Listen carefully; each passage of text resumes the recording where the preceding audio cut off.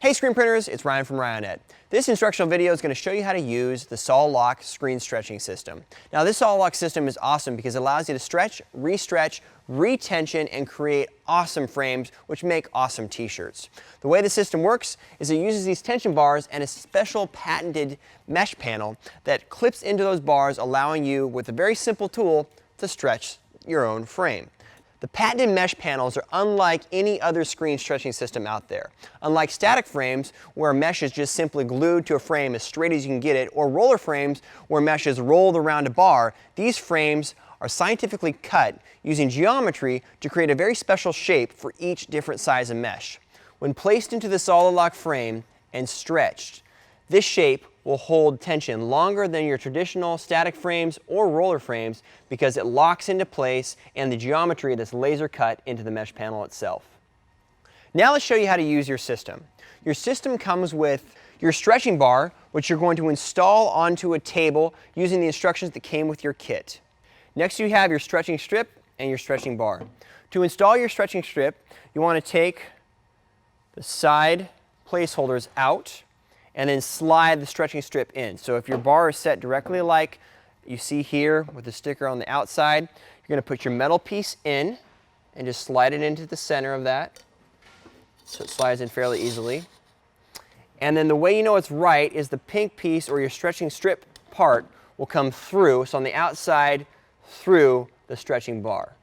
So that's how you correctly install that. Once again, detailed in the instructions, and then just replace the placeholder there.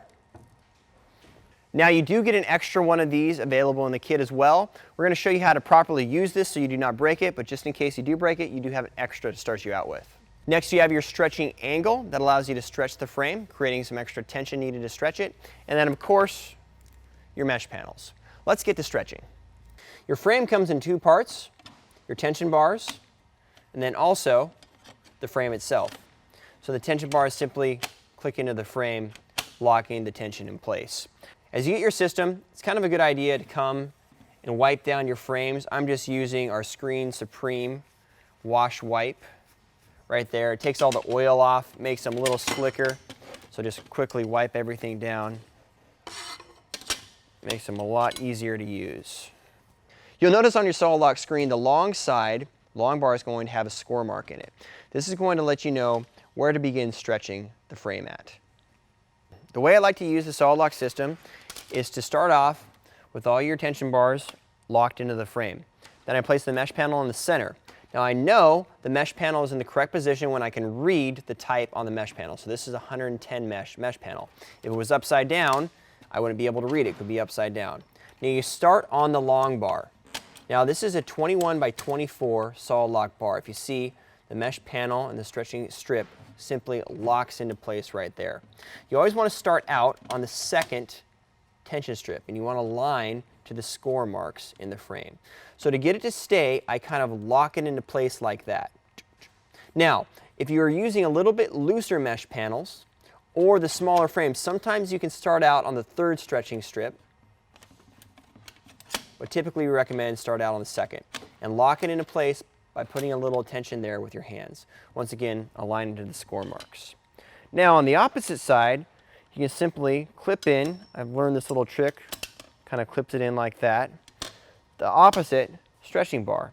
And then with your hands, you can simply pull it taut and stretch it into place. Now once again, this is a little bit smaller mesh panel and I'm able to stretch it a little bit faster, but especially on the bigger frames, it's always good to start out to the second stretching strip. Now it's time to use the stretching strip and stretching bar to stretch the frame. So to insert this, we're going to insert the strip and make sure it's centered out. I lean the tension bar over and lock it in place. Very important you hear it lock into place. Very important it's centered out correctly to the score mark. Also, if you notice here on the side, we have our angle underneath to allow us to give us enough tension or pressure to stretch it. So we've loaded it up on there, we've put this in, and we very carefully ensure that this is all the way locked in. Sometimes if you go too fast, this doesn't get locked in all the way, and that's when it breaks. Once it's locked in, we're simply going to pull it to its final position, lock it into place. I always kind of come over here and look to make sure this is all nesting correctly, and then it just pops out like that. So very simple to do. Then we do the exact same thing on the opposite. So just flip the frame around. So now we move it to the short side. We're going to start on the outside once again. Kind of use that little trick there to get that into play. If we can manually pull it, some of them we can, no.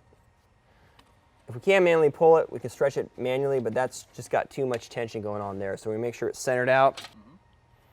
So I'll just grab the mesh panel, and then this has got way too much tension on it now, so I actually have to push it into place so that it doesn't fall over. So that locks it into place, and then we can come up here and stretch it. Once again, depending on your panel and your size, you can stretch it. Everything's locked into play there. Stretch it to the second, and then to the third, or you can go all the way to the third, depending on how comfortable you are. If you find that you're ripping mesh panels because you're going too fast, go to the second and you'll be just fine. So here's an example of starting on the second. Putting your strip in place, make sure it's locked down, and then your final stretch. And then here it locked in place. Make sure it's pressed all the way down, and we're good to go. Once this is stretched, it stretches very, very tight. So we can actually hold our tension meter over it, and that's almost at 40 newtons there. Very, very tight frame. Before you go into the screen room, we do recommend protecting the mesh. This is 40 newtons. It's about twice as tight as your standard static frame. And you have a critical mesh edge here that's very tight. So either use your mesh protection strips, which are available as an add-on to the kit by clipping them into place right there, or you can use a thicker tape. You can use the thin tape, but I do recommend a little bit thicker tape. I like this green tape or blue tape that just protects it like so. To unstretch the frame, you simply go about it the opposite way, but you don't use the angle. So I'm just going to set that to the side like that, and we'll just go backwards.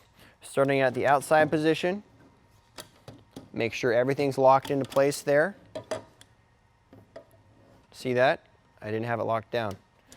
So really important to make sure it's locked into place, and then as you pull it back, you ensure that everything's locked down. So we're good to go. And then sometimes you got to hold it down, sometimes you don't. It just releases tension like so. And then you can kind of just pull this aside. Careful that that sharp piece does not drop into the center of your mesh.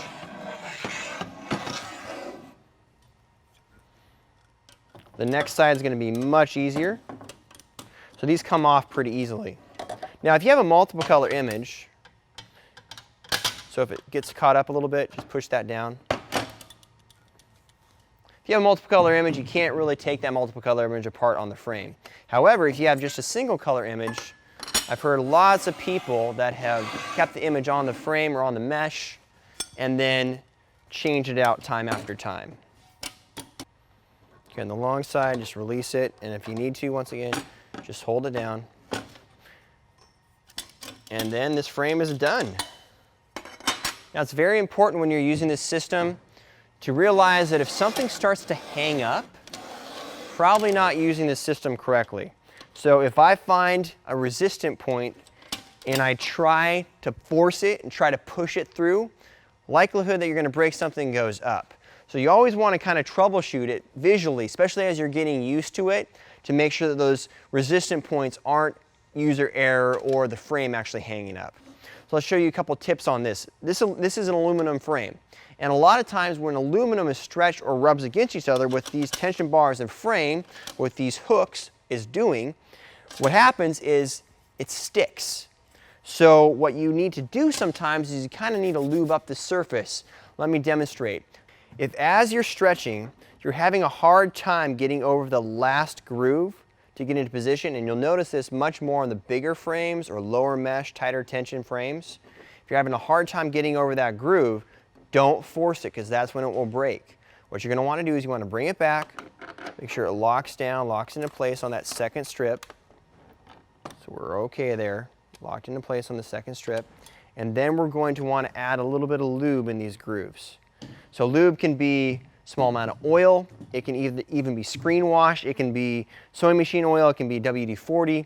It can just a little bit to make that surface not as sticky. And this happens a lot more in the wintertime than in the summertime because that aluminum gets cold. Yep. We're just adding a little bit of that screen wash. Loosens it up a bit, and once you've done that, lock it into place, and then no problem getting over that third hook. The final part of the system is your second set of tension bars. Now these are actually used to create a higher tension in the same mesh panel. So let's say you've gone from 35 newtons down to 23 newtons and the panel's still good, but it's just not as tight as when you started with it. Last part of the system is a second set of tension bars. This allows you to take an older mesh panel, let's say you've gone from 35 newtons down to 20 newtons and you want to get some more tension but it's still good mesh. You can purchase this second set of tension bars, which gives you 2 bars that you use on the short and the long side. So 2 of your sides turn into the green bars. They're colored differently so you know which ones they are. And these bars are actually engineered to pull the mesh tighter. So it'll actually give you a second tension on an older mesh panel. Now we find the majority of our users don't need to purchase these because the mesh just simply holds its tension so well over its life. However, if you do want some more tension out of older mesh panels and the mesh is still good, all you need to do is purchase the second set of tension bars. Thanks a lot for watching this instructional video on how to use your Sol-Loc system. We hope you enjoy your system as much as we have and it helps you screen print better shirts. Be sure to check out our YouTube page for other screen print videos and other videos on Sol-Loc. Thanks a lot for watching and subscribe for more awesome screen printing videos.